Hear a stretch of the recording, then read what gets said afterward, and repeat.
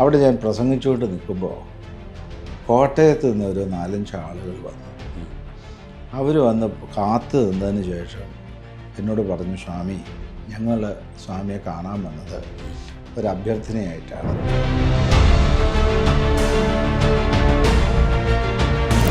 തീർച്ചയായും. അപ്പോൾ അങ്ങ് ഇവിടെ വന്ന് ആ സമയത്ത് ഉള്ള ദാരിദ്ര്യാവസ്ഥയൊക്കെ അങ്ങ് പറഞ്ഞു, തറയിൽ കിടന്നതും ഒക്കെ പറഞ്ഞു.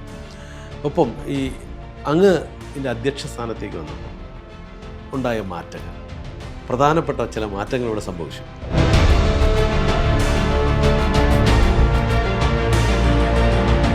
അവരെന്നോട് സംസാരിച്ചിട്ട് പറഞ്ഞു, ഞങ്ങൾ വിചാരിച്ചു ഞങ്ങളുടെ മാരവൺ കൺവെൻഷനും പ്രഭാഷണങ്ങളോ വലുതെന്ന്. ഇതൊക്കെ ഹിന്ദു സമൂഹത്തിൽ ഉണ്ട് എന്നറിയുന്നതിൽ സന്തോഷമേ ഉള്ളൂ എന്ന് പറഞ്ഞാണ് അവർ പോയത്. അപ്പോൾ അന്ന് ഗുരുദേവൻ ഈശ്വരനാണ് എന്ന് പറയുമ്പോൾ, ഇന്നിപ്പോൾ മഹാത്മാഗാന്ധി ഈശ്വരനാണ്, മഹാത്മാഗാന്ധി ആരാധിക്കണമെന്ന് പറഞ്ഞാൽ സമൂഹം എങ്ങനെ ഉൾക്കൊള്ളും? അങ്ങനെയാണ് അന്ന് സമൂഹം കണ്ടിരുന്നത്. അപ്പം ഞാൻ പറഞ്ഞു, ഗുരുദേവനെ ഒരു ബുദ്ധനായി, ഒരു കൃഷ്ണനായി, ഒരു ക്രിസ്തുവായി നമുക്ക് കാണാം. ആ മഹാഗുരുക്കന്മാരുടെ ജീവിതവും ഗുരുദേവനുമായി ചേർത്ത് വെച്ച് പഠിച്ചാൽ ഒരു കാര്യത്തിലും ഗുരുദേവൻ താഴെയല്ല, പല കാര്യങ്ങളിലും മേലെ. ഗുരുവിനെയും ക്രിസ്തുവിനെയും ചേർത്ത് വെച്ച് പഠിച്ചാൽ ഗുരു ക്രിസ്തുവിനേക്കാൾ ആരാധ്യനാണ്. ഈ കാര്യമൊക്കെ ഞാൻ സമൂഹത്തിൽ വെട്ടിത്തുറന്നു തന്നെ പറഞ്ഞു. അന്ന് ഞാനിവിടെ വന്ന കാലത്ത് 76 തൊട്ട് സമാധിയിൽ പൂജ നടത്തുമ്പോൾ ഞങ്ങൾ സന്യാസിമാരും ബ്രഹ്മചാരികളും മാത്രമേ പൂജിക്കാറുള്ളൂ. അന്ന് അങ്ങേക്ക് എത്ര വയസ്സ് പ്രായമുണ്ടായിരുന്നു? എനിക്ക് അന്ന് ഒരു 20 വയസ്സ്, 22 വയസ്സ്. സന്യാസം സ്വീകരിക്കുമ്പോൾ 23 വയസ്സാണ്. 23 വയസ്സാണ്. ഈ 23 വയസ്സ് കാരൻ പറയുന്ന ഓരോ കാര്യം ചിലപ്പോൾ നമ്മളെക്കാട്ടിയും പ്രായമുള്ള ആളുകളൊക്കെ അവിടെ ഉണ്ടാവും. അതെ. അവർ എങ്ങനെയാണത് കേട്ടത് എങ്ങനെയായിരുന്നു? അന്ന് സമൂഹത്തിലേക്ക് സന്യാസിമാർ ഇറങ്ങി പ്രവർത്തിച്ചിരുന്നില്ല. ശിവഗിരിയിലെ സന്യാസിമാർ പ്രായം കൂടിയവരാണ്. ചെറുപ്പക്കാരായ സന്യാസിമാർ കൂടുതലില്ല.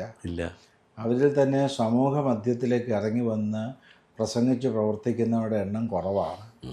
ഞാൻ അതിനായിട്ട് ഇറങ്ങിയപ്പോൾ സമൂഹം 2 കൈയും നീട്ടി സ്വീകരിച്ചു. ഒരു ചെറുപ്പക്കാരനായ അതെ അതെ അതെ വലിയ അച്ഛന്മാർ, അവർ ഗുരുദേവനോടൊപ്പം ജീവിച്ചവരാണ് പലരും. എന്നോട് വളരെ സ്നേഹവും വാത്സല്യവും ഒക്കെ ചൊരിഞ്ഞാണ് അവരെന്നെ കൊണ്ടു നടന്നത്. എനിക്കത് വലിയ ആനന്ദാനുഭൂതിയായിരുന്നു ഓരോ സ്ഥലത്ത് ചെല്ലുമ്പോൾ. നമ്മളെ സ്വീകരിക്കപ്പെടുമ്പോൾ ഉണ്ടായിരുന്നൊരു അതെ. അങ്ങനെ പ്രസംഗിച്ചു വന്നപ്പോൾ ഞാൻ ഗുരുദേവൻ എഴുന്നള്ളി വിശ്രമിച്ച ഒരു കഴിവംകുളം എന്നുള്ള സ്ഥലമുണ്ട് കോട്ടയം ജില്ലയിൽ. അവിടെ ഞാൻ പ്രസംഗിച്ചുകൊണ്ട് നിൽക്കുമ്പോൾ കോട്ടയത്ത് നിന്ന് ഒരു 4-5 ആളുകൾ വന്നു. അവർ വന്ന് കാത്തു നിന്നതിന് ശേഷം എന്നോട് പറഞ്ഞു, സ്വാമി, ഞങ്ങൾ സ്വാമിയെ കാണാൻ വന്നത് ഒരു അഭ്യർത്ഥനയായിട്ടാണ്. ഞങ്ങളുടെ നാട്ടിൽ കാരീഷ് ഭവനുണ്ട്, ക്രിസ്ത്യാനികളുടെ ധ്യാന കേന്ദ്രം. നമ്മുടെ ആളുകളൊക്കെ ധ്യാന കേന്ദ്രത്തിൽ പോയിരുന്ന് പ്രാർത്ഥിക്കുകയാണ്. പല ആളുകളും പെന്തക്കോസുകാരാകുന്നുണ്ട്, മതം മാറുന്നുണ്ട്. ഇവരെ തിരികെ കൊണ്ടുവരാൻ എന്തെങ്കിലും ഒരു മാർഗമുണ്ടോ സ്വാമി? നമുക്ക് ജപവും ധ്യാനവും ആധ്യാത്മികതയും ഇല്ലേ എന്നൊക്കെ ചോദ്യമായി. അപ്പോൾ ഞാൻ പറഞ്ഞു, നമുക്ക് ജപമുണ്ട്, ധ്യാനമുണ്ട്, ആത്മീയ സാധനകളുണ്ട്, അനുഷ്ഠാനമുണ്ട്. ഇന്ന് ക്രിസ്ത്യാനികൾ ധ്യാനം എന്ന് പറഞ്ഞ് നടക്കുന്നത് വാസ്തവത്തിൽ ഭാരതീയ ധ്യാനത്തെ കണ്ടുകൊണ്ടാണ്. എന്നാൽ ശുദ്ധമായ ഭാരതീയ ധ്യാനമല്ല അവർ അനുഷ്ഠിക്കുന്നത്. അതുകൊണ്ട് നമുക്ക് ദിവ്യപ്രബോധനം ധ്യാനം നടത്താം എന്ന് ഞാൻ അവരോട് പറഞ്ഞപ്പോൾ അവർക്ക് വലിയ സന്തോഷമായി. അവരെന്നെ ക്ഷണിച്ചു. കോട്ടയത്ത് മാന്നാനം എന്നുള്ള സ്ഥലം ഗുരുദേവൻ എഴുന്നള്ളി വിശ്രമിച്ച സ്ഥലമാണ്. ആ മാന്നാനത്ത് ഞാൻ ദിവ്യപ്രബോധനം ധ്യാനം എന്ന പേരിൽ ആത്മീയജ്ഞം ആരംഭിച്ചു. ആദ്യമായി 1992. ആദ്യമായി അങ്ങ് മാത്രമല്ലേ? അതെ, 92 മെയ് മാസം 23, 24, 25 തീയതികൾ. ഒന്നാം ദിവസം ഒരു 350 പേര്, രണ്ടാം ദിവസം ഒരു 600 പേര്, മൂന്നാം ദിവസം അത് 1000-ൽ കവിഞ്ഞു. അത് വലിയ അനുഭവമായി. തീർച്ചയായും കോട്ടയം ജില്ലയിൽ ഞാൻ വ്യാപകമായി സഞ്ചരിച്ച് ഈ ദിവ്യപ്രബോധനവും ധ്യാനം ആരംഭിച്ചപ്പോൾ ഈ ക്രിസ്ത്യൻ സഭകളുടെ പ്രവർത്തനം ശക്തമായിരുന്നതും നമ്മുടെ ആളുകൾ പള്ളികളിലൊക്കെ പോയി പ്രാർത്ഥിക്കുകയും ധ്യാനിക്കുകയൊക്കെ ചെയ്തിരുന്ന സ്ഥലമാണ്. അവരെയൊക്കെ ഞാൻ തിരികെ കൊണ്ടുവന്നു. അവർ ഈഴവ സമുദായത്തിൽപ്പെട്ടവർ മാത്രമല്ല, ഹിന്ദു സമുദായത്തിൽപ്പെട്ട നായർ സമുദായത്തിലും ബ്രാഹ്മണ സമുദായത്തിലും SC ST സമുദായങ്ങളിലൊക്കെ പെട്ട അനേകം ആളുകളെ ഞാൻ തിരികെ കൊണ്ടുവന്നു. എൻ്റെ പ്രസംഗവും പ്രവർത്തനവും ഒക്കെ കണ്ടു കഴിഞ്ഞപ്പോൾ ഞാൻ കോട്ടയത്ത് പരിപ്പ് എന്നുള്ള സ്ഥലത്ത് ദിവ്യപ്രബോധനവും ധ്യാനവും നടത്തിയപ്പോൾ ബ്രാഹ്മണ സഭയുടെ സംസ്ഥാന പ്രസിഡന്റ് വീട്ടിലിരുന്ന് ഇത് ശ്രദ്ധിച്ചു. 4 ദിവസത്തെ പ്രോഗ്രാമായിരുന്നു. 4-ാം ദിവസം വൈകുന്നേരം അദ്ദേഹം സംഘാടക സമിതിയിൽപ്പെട്ട ഒരാളെ വിളിപ്പിച്ചു. എന്നിട്ട് ചോദിച്ചു, ഞാൻ വന്നാൽ ആ സ്വാമിയെ കാണാൻ പറ്റുമോ, എനിക്ക് സ്വാമിയെ ഒന്ന് ആദരിക്കണമെന്നുണ്ട്. അപ്പോൾ ആ ബ്രാഹ്മണ സഭയുടെ സംസ്ഥാന പ്രസിഡന്റ് അവിടെ വേദിയിൽ വന്ന് എന്നെ പൊന്നാട ചാർത്തി ആദരിച്ച് നമസ്കരിച്ചു. എന്നിട്ട് പറഞ്ഞു, ഇത് ഹിന്ദു സമുദായത്തിന് കിട്ടിയ അനുഗ്രഹമാണ്. തീർച്ചയായും എന്ന് പറഞ്ഞു. അപ്പോൾ അതേ തുടർന്ന് എൻ്റെ പ്രവർത്തനങ്ങളെ ഹിന്ദു സമുദായത്തിൽപ്പെട്ട ആളുകൾ തന്നെ ധാരാളമായി സ്വീകരിക്കുകയും നോക്കിക്കാണുകയൊക്കെ ചെയ്തു. നമ്മുടെ കുമ്മനം രാജശേഖരൻ ഒരിക്കൽ എന്നെ സമീപിച്ചിട്ട് പറഞ്ഞു, സ്വാമി, ഈ ധ്യാനയജ്ഞം ഞങ്ങൾ ഹൈന്ദവ സമൂഹം ഏറ്റെടുത്ത് നടത്താം, സ്വാമിയുടെ അഭിപ്രായം എന്താണ്? അപ്പോൾ ഞാൻ പറഞ്ഞു, ഞാൻ ഒരു ശ്രീനാരായണ ഭക്തനാണ്, ഒരു ഗുരുസന്ദേശ പ്രചാരകനാണ്. അപ്പോൾ എനിക്ക് അടിസ്ഥാന തത്വം ഗുരുദേവനും ഗുരുദേവൻ്റെ കൃതികളുമാണ്. അതിലൂന്നി നിന്നുകൊണ്ട് ഞാൻ ഹിന്ദുമത തത്വങ്ങളൊക്കെ പറയാം എന്ന് ഞാൻ അദ്ദേഹത്തിന് വിശദീകരണം നൽകി. ആട്ടസ്വാമി എന്ന് അദ്ദേഹവും പറഞ്ഞു. ധാരാളം ആളുകൾ ഈ ദിവ്യപ്രബോധന ധ്യാനയജ്ഞത്തിൽ പങ്കെടുക്കുകയായി. അതിൽ 5000, 10000, 25,000, 30,000, 40,000 ആളുകളൊക്കെ ഒരാഴ്ച കാലം കൂടിയ മഹാധ്യാനങ്ങളുണ്ട്. ഇത്തരം പ്രവർത്തനങ്ങൾ നടക്കുമ്പോൾ തന്നെ സ്വാഭാവികമായിട്ടും ഒരു ഹിന്ദു സമൂഹത്തിനൊരു ഏകീകരണം കുറവാണ്. എല്ലാ കാര്യത്തിലും ഏകീകരിക്കാൻ പാടാണ്. അപ്പോൾ ആ ഒരു കടുത്ത ജോലിയാണ് അങ്ങ് ചെയ്തത്. അപ്പോൾ മറു സൈഡിൽ നിൽക്കുന്നത് ഒരു കൂട്ടം ഒരുമിച്ച് കൂടി നിൽക്കുന്ന ഒരു വിഭാഗമാണ്. അവരിൽ നിന്നുള്ള ഭീഷണിയോ അല്ലെങ്കിൽ അത്തരത്തിലുള്ള പ്രവർത്തനങ്ങളൊക്കെ അങ്ങേക്ക് നേരിടേണ്ടി വന്നിട്ടുണ്ടോ? ഇല്ല. ഞാൻ തിരുവല്ലയിൽ ദിവ്യപ്രബോധനവും ധ്യാനവും നടത്തുമ്പോൾ ഒരു 30-35,000 ആളുകളുണ്ട്. തിരുവല്ല പട്ടണം കണ്ട ഏറ്റവും വലിയ ആധ്യാത്മിക യജ്ഞമാണ്. അത് നടക്കുന്നതിൻ്റെ 4-ാം ദിവസം മാരവൻ കൺവെൻഷനിൽ പങ്കെടുത്തുകൊണ്ടിരുന്ന അച്ഛന്മാരും കന്യാസ്ത്രീകളും അവിടെ എത്തി. എന്നിട്ട് അവരെന്നോട് സംസാരിച്ചിട്ട് പറഞ്ഞു, ഞങ്ങൾ വിചാരിച്ചു ഞങ്ങളുടെ മാരവൻ കൺവെൻഷനും പ്രഭാഷണങ്ങളും വലുതെന്ന്. ഇതൊക്കെ ഹിന്ദു സമൂഹത്തിൽ ഉണ്ട് എന്നറിയുന്നതിൽ സന്തോഷമേ ഉള്ളൂ എന്ന് പറഞ്ഞാണ് അവർ പോയത്. ചങ്ങനാശ്ശേരിയിൽ ഇതുപോലെ ദിവ്യപ്രബോധനവും ധ്യാനവും നടത്തി കഴിഞ്ഞപ്പോൾ 4-ാം ദിവസം അവിടെയുള്ള ക്രിസ്ത്യൻ സ്കൂളുകളിലെ വിദ്യാർത്ഥികൾ എഴുന്നേറ്റ് ധ്യാനത്തിൽ പങ്കെടുക്കാൻ ഞങ്ങൾക്ക് പോകണം, ഞങ്ങൾക്ക് ഒഴിവ് തരണമെന്ന് ആവശ്യപ്പെട്ടു. അങ്ങനെ അവർക്കെല്ലാം ഒഴിവ് കൊടുത്തു. സ്കൂളിൽ അത്രമാത്രം ജനങ്ങളിലേക്ക് അത് ഇറങ്ങിച്ചെന്ന് സ്വാധീനം. അന്ന് അങ്ങേക്ക് എത്ര വയസ്സ് പ്രായമുണ്ടായിരുന്നു? അന്ന് എനിക്കൊരു 30-35 വയസ്സ്. 1992 ഞാൻ ആരംഭിക്കുന്നത്. ഇപ്പോൾ 2026 ഇപ്പോൾ 34 വർഷമായിരിക്കുന്നു. തീർച്ചയായും. അപ്പോൾ അങ്ങ് ഇവിടെ വന്ന് ആ സമയത്ത് ഉള്ള ദാരിദ്ര്യാവസ്ഥയൊക്കെ അങ്ങ് പറഞ്ഞു, തറയിൽ കിടന്നതും ഒക്കെ പറഞ്ഞു. ഒപ്പം ഈ അങ്ങ് ഇതിൻ്റെ അധ്യക്ഷ സ്ഥാനത്തേക്ക് വന്നപ്പോൾ ഉണ്ടായ മാറ്റങ്ങൾ, പ്രധാനപ്പെട്ട ചില മാറ്റങ്ങൾ ഇവിടെ സംഭവിച്ചു. ഞാൻ ഈ ദിവ്യപ്രബോധന ധ്യാനവുമായിട്ട് സമൂഹത്തിലേക്ക് ഇറങ്ങുന്ന സമയത്ത് ഈ ശ്രീനാരായണ ഗുരുദേവൻ ഈശ്വരനാണ് എന്ന് സ്ഥാപിച്ചുകൊണ്ടാണ് ഞാൻ പ്രസംഗിച്ചിരുന്നത്. അപ്പോൾ അന്ന് ഗുരുദേവൻ ഈശ്വരനാണ് എന്ന് പറയുമ്പോൾ, ഇന്നിപ്പോൾ മഹാത്മാഗാന്ധി ഈശ്വരനാണ്, മഹാത്മാഗാന്ധിയെ ആരാധിക്കണമെന്ന് പറഞ്ഞാൽ സമൂഹം എങ്ങനെ ഉൾക്കൊള്ളും? അങ്ങനെയാണ് അന്ന് സമൂഹം കണ്ടിരുന്നത്. അപ്പം ഞാൻ പറഞ്ഞു, ഗുരുദേവനെ ഒരു ബുദ്ധനായി, ഒരു കൃഷ്ണനായി, ഒരു ക്രിസ്തുവായി നമുക്ക് കാണാം. ആ മഹാഗുരുക്കന്മാരുടെ ജീവിതവും ഗുരുദേവനുമായി ചേർത്ത് വെച്ച് പഠിച്ചാൽ ഒരു കാര്യത്തിലും ഗുരുദേവൻ താഴെയല്ല, പല കാര്യങ്ങളിലും മേലെയാണെന്ന് പറയാൻ പറ്റും. ക്രിസ്തുവിനെ ഗുരുവിൻ്റെ ജീവിതവുമായി ചേർത്ത് വെച്ച് പഠിച്ചാൽ ഗുരുവിനുള്ള എല്ലാ ഗുണങ്ങളും ക്രിസ്തുവിന് എനിക്ക് കാണാൻ സാധിക്കില്ല. ഗുരുദേവന് ശത്രുക്കളുണ്ടായില്ല. ജനിച്ച് ജീവിച്ച ഗുരുക്കന്മാർക്കൊക്കെ ശത്രുക്കളുണ്ടായി. ശത്രുക്കളുമായി പോരാടേണ്ടി വന്നിട്ടുണ്ട്. പക്ഷെ ഗുരുവിന് ശത്രു ഉണ്ടായില്ല. നബിക്കാണെങ്കിൽ ശത്രുക്കൾ കല്ലെറിഞ്ഞ് ഓടിച്ച് 8 പ്രാവശ്യം അദ്ദേഹം യുദ്ധം ചെയ്ത് ശത്രുക്കളെ കൊന്നൊടുക്കിയ ആളാണ്. ഭഗവാൻ ബുദ്ധന് പോലും ശത്രുക്കളുണ്ടായി. ശങ്കരാചാര്യർക്ക് മാരണക്രിയ ചെയ്തു ശത്രുക്കൾ. പക്ഷെ ഗുരു ഒരു പുഞ്ചിരി കൊണ്ട്, ഒരു വാക്ക് കൊണ്ട്, ഒരു നോട്ടം കൊണ്ട് ശത്രുവിനെ കീഴ്പ്പെടുത്തിയിരുന്നു.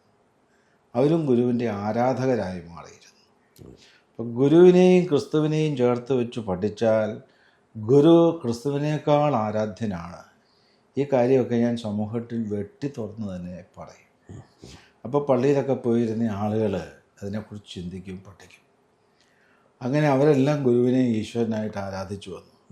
ഇപ്പോൾ ശിവഗിരിയിൽ എത്തിച്ചേരുന്ന ഭക്തന്മാരുടെ സംഖ്യ വർദ്ധിച്ചു. ശിവഗിരി തീർത്ഥാടനം, അതുപോലെ ഗുരുദേവൻ്റെ ചതയം, മാസം തോറും ചതയം. അന്ന് ഞാനിവിടെ വന്ന കാലത്ത് 76 തൊട്ട് സമാധിയിൽ പൂജ നടത്തുമ്പോൾ ഞങ്ങൾ സന്യാസിമാരും ബ്രഹ്മചാരികളും മാത്രമേ പൂജയ്ക്ക് കാണൂ. നാട്ടിൽ നിന്ന് ഒരു ഭക്തനും ഇന്ന് മാസച്ചതയമാണെന്ന് പറഞ്ഞ് വരുമായിരുന്നില്ല.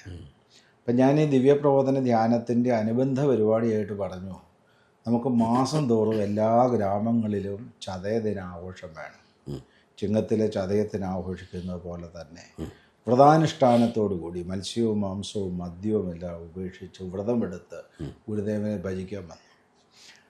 അത് തീരുമ്പോൾ ശിവഗിരി വരണമെന്നും പറയും. അപ്പോൾ ഇവിടുത്തെ ജനസംഖ്യ ശിവഗിരിയിൽ വന്നു തുടങ്ങുന്നവർ 500, 1000, 2000, 3000 ആയിട്ടൊക്കെ വർദ്ധിച്ചു. ചെമ്പഴന്തിയിലും അരുവിപ്പുറത്തും മരുമത്വാമലയിലും ഓരോ ധ്യാന സ്ഥലത്തും ഞാൻ ചോദിക്കും, പോയിട്ടുണ്ടോ? പോയിട്ടില്ലെങ്കിൽ അടുത്ത ദിവസം പോയിരിക്കണം, അടുത്ത ആഴ്ച പോയിരിക്കണം. പോയവരൊക്കെ 2ാമതും 3ാമതും പോകും, ജീവിതത്തിൻ്റെ ഭാഗമാക്കി മാറ്റി. അങ്ങനെയാണ് ഈ പുണ്യസ്ഥലങ്ങളിലെല്ലാം ആളുകൾ, ഭക്തജനങ്ങൾ വർദ്ധിച്ചത്. ശബരിമലയിൽ കറുത്ത വസ്ത്രം എടുത്തുകൊണ്ട് ആളുകൾ പോകും. അതുപോലെ മഞ്ഞ വസ്ത്രം എടുത്തുകൊണ്ട് ശിവഗിരിയിൽ പോകുന്ന പരിപാടി സർവ്വസാധാരണമായി തീർത്തത് ഈ ദിവ്യപ്രബോധന ധ്യാന യജ്ഞത്തോട് കൂടിയാണ്. ഇപ്പം ഞാൻ ധർമ്മസംഘത്തിൻ്റെ പ്രധാനപ്പെട്ട പ്രവർത്തകരിൽ ഒരാളായിട്ട് മാറുകയും ശിവഗിരിയിൽ നടന്നിട്ടുള്ള പ്രധാനപ്പെട്ട പരിപാടികളുടെ എല്ലാം മുഖ്യ സംഘാടകത്വം എന്നിൽ വന്ന് ചേരുകയും ചെയ്തു. അപ്പോൾ 1996 ഈ ബ്രഹ്മവിദ്യാലയത്തിൻ്റെ 25ാം വർഷം അത് 1 വർഷം നീണ്ടു നിന്ന പരിപാടിയായിട്ട് നടത്തി. തുടർന്ന് അങ്ങ് മുന്നോട്ട് പോയപ്പോൾ ശിവഗിരി തീർത്ഥാടനത്തിൻ്റെ പ്ലാറ്റിനം ജൂബിലി ആഘോഷം, അത് 2007-08 വർഷത്തിൽ 1 വർഷം നീണ്ട പരിപാടിയായിട്ട് നടത്തുകയും അതിന് ഇന്ത്യയുടെ വെളിയിൽ പല രാജ്യങ്ങളിലും വെച്ച് സർവ്വസമ്മേളനങ്ങൾ നടത്തുകയും ഡൽഹിയിൽ വെച്ച് ലോകമത പാർലമെൻറ്റ് സംഘടിപ്പിച്ചു. അന്നത് സംഘടിപ്പിക്കാൻ എനിക്കൊരു സഹായം കിട്ടിയത് അഖില ലോക കത്തോലിക്ക സഭയുടെ ഒരു ജനറൽ സെക്രട്ടറി ആയിരുന്ന ഡോക്ടർ മാണി ജേക്കബ് സാർ ഉണ്ടായിരുന്നു. അദ്ദേഹം എന്നെ വന്ന് പരിചയപ്പെട്ട് സംസാരിച്ചപ്പോൾ അദ്ദേഹത്തിൻ്റെ വിശാല ഹൃദയത്വമൊക്കെ ഞാൻ മനസ്സിലാക്കിയപ്പോൾ അദ്ദേഹത്തെ ഞാൻ ചെയർമാനാക്കി കമ്മിറ്റിയിൽ. ഡൽഹിയിലെ ശ്രീനാരായണ കേന്ദ്രത്തിൻ്റെ ജനറൽ സെക്രട്ടറി ആയിരുന്ന അശോകൻ അതിൻ്റെ അകത്ത് ജനറൽ കൺവീനറാക്കി. മാധവൻ നായർ, മുഹമ്മദ് തുടങ്ങിയ എല്ലാ മതത്തിൽപ്പെട്ട ആളുകളെയും ചേർത്ത് വെച്ചൊരു വലിയ കമ്മിറ്റി ഉണ്ടാക്കിയിട്ട് ടാറ്റ കൃഷ്ണകുമാർ സാറ് എന്നെ സഹായിച്ചു. ഗംഭീരമായി നടത്തിക്കുക. എത്ര പൈസ ചിലവ് വന്നാലും ഞാൻ നിർവഹിച്ചോളാം. അങ്ങനെ 75 ലക്ഷം രൂപ ചിലവ് ചെയ്ത് ഡൽഹിയിലെ വിജ്ഞാന ഭവനിൽ വെച്ച് ഡിസംബർ മാസം 7-8 തീയതികളിലായി അന്തർദേശീയ ലോക പാർലമെൻറ്റ് മത പാർലമെൻറ്റ് സംഘടിപ്പിച്ചു. 15 വിദേശ രാജ്യങ്ങളിലെ പ്രതിനിധികളുണ്ടായി. അത് അന്നത്തെ ചരിത്ര സംഭവമാണ്. ശ്രീനാരായണ പ്രസ്ഥാനത്തിൻ്റെ ചരിത്രത്തിൽ അതിന് മുൻപോ അതിന് ശേഷം അങ്ങനെ ഒരു വലിയ സംഭവം ഉണ്ടായിട്ടില്ല. തീർച്ചയായിട്ടും അത് നടന്നു കഴിഞ്ഞപ്പോൾ AK ആൻ്റണി കേന്ദ്രത്തിൽ മന്ത്രിയാണ്. അദ്ദേഹം വന്ന് എൻ്റെ തോളിൽ തട്ടിക്കൊണ്ട് വികാര സ്വാതന്ത്ര്യത്തോടെ പറഞ്ഞു, സ്വാമി അതിഗംഭീരമാണ്, ഇത് മലയാളികൾക്ക് മുഴുവനും അഭിമാനമാണ്. തീർച്ചയായും തീർച്ചയായിട്ടും. എന്നിട്ട് വിജ്ഞാനഭവന് ഹാള് കിട്ടിയത് അന്ന് നമ്മുടെ വർക്കല രാധാകൃഷ്ണൻ്റെ നേതൃത്വത്തിൽ 20 MP-മാർ ഒന്നിച്ച് ഒപ്പിട്ട് കൊടുത്തു. അങ്ങനെയാണ് ആ ഹാള് കിട്ടിയത്. ഗവൺമെൻറ് ഹാളാണ്. അങ്ങനെയാണ് ആ ഹാള് കിട്ടിയത്. അതിനുശേഷം പിന്നീട് 2012 ഈ ശാരദാ പ്രതിഷ്ഠയുടെ ശതാബ്ദി ആഘോഷം അത് ഞാൻ ഇന്ത്യയുടെ നാനാഭാഗത്തും വെളിയിലും വെച്ച് നടത്തി. 2014 ഗുരുദേവൻ രചിച്ച വിശ്വപ്രാർത്ഥന ദൈവദശകം, ആ ദൈവദശകത്തിൻ്റെ ശതാബ്ദി 1 വർഷം നീണ്ടു നിന്ന പരിപാടിയായിട്ട് ലോകമൊട്ടാകെ ആഘോഷിച്ചു. അത് 100 പേരും 200 പേരും 500 പേരും ഒന്നിച്ച് ചൊല്ലുന്ന രൂപത്തിൽ ദൈവദശകം ആവിഷ്കൃതമായി. 1500 പേര് മോഹിനിയാട്ടം ദൈവദശകം നടത്തി. അതിനന്ന് നേതൃത്വം നൽകിയ ഒരു ഗിരീഷ് ഉണ്ണികൃഷ്ണനുണ്ട് കൊടുങ്ങല്ലൂരിൽ. അത് നമ്മുടെ കലാമണ്ഡലം മറ്റേ ഒരു ടീച്ചറുണ്ട്, സത്യഭാമ ടീച്ചർ. അവരുടെ നേതൃത്വത്തിലാണ് ആ കലാവിരുന്നൊരുങ്ങിയത്. അത് ചരിത്ര സംഭവമാണ്. 1500 കുട്ടികൾ ദൈവദശകം മോഹിനിയാട്ടമായി ആടുക എന്ന് പറഞ്ഞാൽ അത് പിന്നെ കേരളത്തിൻ്റെ വെളിയിൽ, ഇന്ത്യക്ക് വെളിയിൽ ദുബായിലും മറ്റു രാജ്യങ്ങളിലൊക്കെ വെച്ച് നടത്തി. ദൈവദശകത്തിനും ഗുരുദേവ ദർശനത്തിനും വ്യാപകമായ പ്രചാരം ശ്രദ്ധിച്ച സന്ദർഭമാണത്. 2016 വന്നപ്പോൾ ഈ മഹാസമാധിയുടെ പ്രതിഷ്ഠയുടെ 50-ാം വർഷം പ്രമാണിച്ച് 1 വർഷം നീണ്ടു നിന്ന പരിപാടി സംഘടിപ്പിച്ചു. 2020 ഒരു ജാതി ഒരു മതം ഒരു ദൈവം മനുഷ്യനെന്നുള്ള വിശ്വ സന്ദേശത്തിൻ്റെ ശതാബ്ദി അന്ന് വിപുലമായി സംഘടിപ്പിച്ചു. ഇപ്പോൾ അങ്ങ് വന്നതിന് ശേഷം ഈ 3 ദിവസമാണ് ഈ തീർത്ഥാടനം ഇവിടെ മുമ്പുണ്ടായിരുന്നത്. എങ്ങനെയാണ് ഇത്ര ബൃഹത്തായ രീതിയിൽ ദിവസങ്ങൾ കൂട്ടി? അതിനൊരു ആർജവം വേണമല്ലോ. അപ്പോൾ സാധാരണ 3 ദിവസം വന്ന് നമ്മൾ ബാക്കി 10-15 ദിവസം ആളുകൾ എത്തണമല്ലോ. അതിനൊരു ഇത് വേണം. അല്ലാതെ എങ്ങനെയായിരുന്നു